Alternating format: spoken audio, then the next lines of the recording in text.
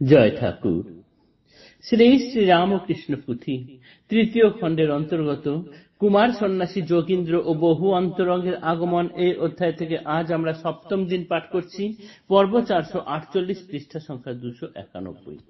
এর আগের দিনের পাঠে আমরা দেখেছি ঠাকুর যে পূর্ণ ব্রহ্ম নারায়ণ দেহ ধারণ করে এই ধরা এসে বিচরণ করছেন, এটি রাম, মনমোহন এরা বুঝতে পেরেছেন যখন, তখন থেকে বিভিন্ন জনকে তারা বলছেন ঠাকুরের কাছে আসতে, দেখা করতে, যাকে পাচ্ছেন তাকেই ধরে ধরে বলছেন যে দক্ষিণেশ্বরে এমন একজন আছেন, তিনি এইরকম।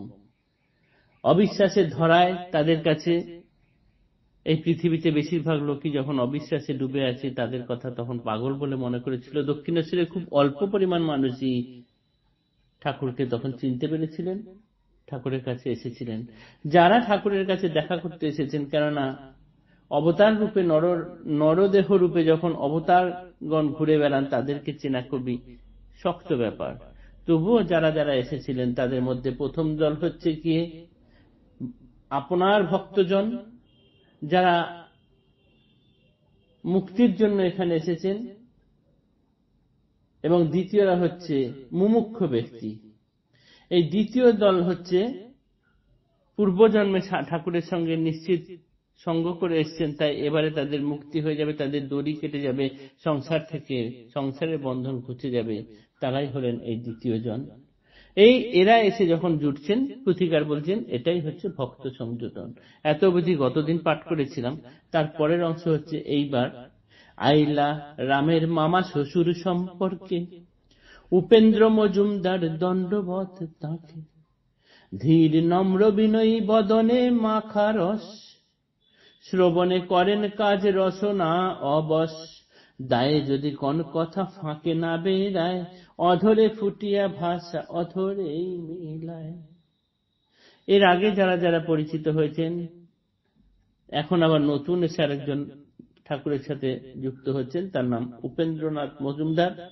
এই উপেন মজুমদার খুব ধীর স্থির নম্র বিনয়ী, তার মুখে যেন সুন্দর মিষ্টি রস মাখা, এইরকম ভাবে সর্বদা কথা বলেন। শোনেন বেশি, কথা বলেন খুব কম, এবং যেটুকু কথা বলেন সেটুকু যেন মুখ দিয়ে তার বেরোয় না, ঠোঁট দিয়ে বেরিয়ে ঠোঁটেই মিশে যায়।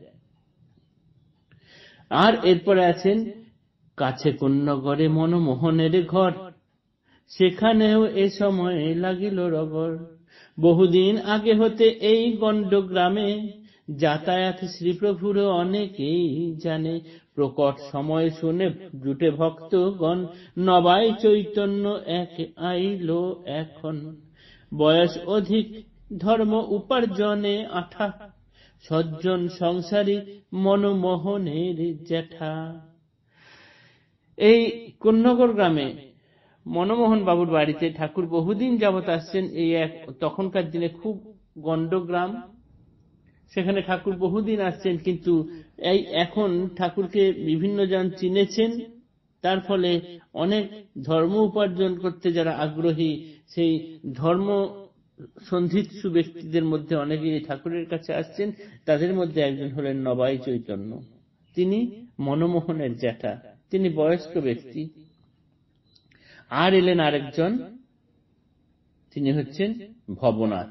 জুটিলেন ভবনাথ পরম সুন্দর, বরাহনগর কাছে গঙ্গা তীরে ঘর, নবীন বয়স স্নেহ ব্রাহ্মণের ছেলে, উচ্চ বিদ্যালয়ে পাঠ হয় এই কালে, আত্মবন্ধু প্রতিবাসী করে উপহাস, শুনিয়া প্রভুর পদে তাহার বিশ্বাস। এই যে আরেকজন এলেন ভবনাথ, বরানগরে বাড়ি, গঙ্গার পাশে তার বাড়ি। তিনি তখন কলেজে পড়ছেন, উচ্চ বিদ্যালয়ে পড়ছেন, কিন্তু এই অল্প বয়সেই ঠাকুরের প্রতি এত তার বিশ্বাস, এইটা শুনে তার আত্মীয় প্রতিবেশী ইত্যাদিগণেরা তাকে উপহাস করছেন। দক্ষিণ শহর সম সন্নিকটে গ্রামে, সকলেই প্রায় প্রভু দেবে নাহি চিনে, শুনিয়াছে নাম যারা বুঝে অবিকল, প্রভুদেব একজনা উন্মাদ পাগল। এই দক্ষিণেশ্বর গ্রামে এবং তার আশেপাশের সবাই তখনও পর্যন্ত ঠাকুরকে চেনেন না, জানেন না। যারা দু একজন চিনেছেন, জেনেছেন, তারা এইভাবেই চিনেছেন যে উনি তো উন্মাদ, বদ্ধ পাগল। বিফল হইল জন্ম কপালের ফেরে, বহু ভাগ্যে জন্ম যদি প্রভু অবতারে, কর্মফলে বিড়ম্বনায় একই পরমাদ, সাধনায় দেখিবারে অকলঙ্ক চাঁদ, চিরহৃদিতম যাঁর দর্শনে হরে, ভবের বন্ধন গোটা কাটে একেবারে, জন্ম জন্মার্জিত বিস্ময় কর্মফল, এক নমস্কারে তারে দেয় রসাতল, অগতির মিলে গতি মুক্তি এক পলে, অমৃত লহর রঙ্গ উজায় গরলে, দর্শনে নমস্কারে যারে এত দূর, বুঝো মন কিবা প্রভু দয়াল ঠাকুর। এই যে ভবনাথ, তিনি ঠাকুরকে বিশ্বাস করেছিলেন, তার জন্য তার প্রতিবেশীদের কাছে তাকে উপহাসের পাত্র হতে হয়েছে। কেননা দক্ষিণেশ্বরের অধিকাংশ মানুষ তখন ঠাকুরকে পাগলা ঠাকুর বলে জানেন। তারা জানেন না যে অবতার এই নরদেহে এসে ফিরছেন।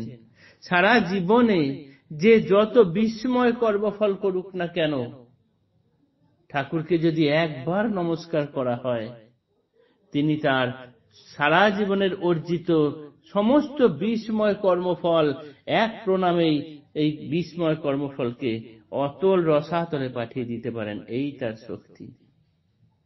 যাকে দর্শন করলে, যাকে নমস্কার করলে এত ফল পাওয়া যায়, তাহলেই বোঝো মন আমাদের দয়াল প্রভু কি মানুষ ছিলেন। জয় ঠাকুর।